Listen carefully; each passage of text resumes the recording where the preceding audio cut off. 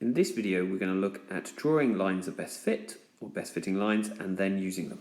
So my advice would be that you roughly have the same number of points above and below, and that your line follows the trend in the data.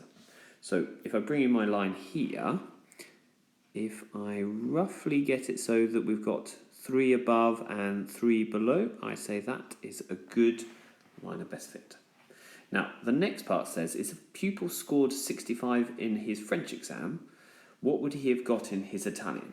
So this is when I use my next bit of advice, that do a line up from 65 and then a line across to the Italian axis. So here's my line up. So I'd use my ruler, get it on 65 until I hit the line of best fit, and then have a line going across horizontally to see where it crosses the the y-axis, the Italian mark. So it's between 70 and 80, slightly closer to 70. So I would estimate that he would have got 74 in his Italian.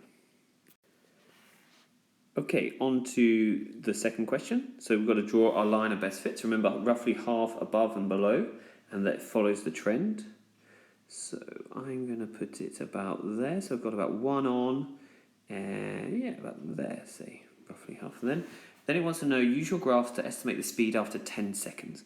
So I've got to do my line up from 10 seconds. There we go. And then a line across from where it hits the best fitting line to the y-axis.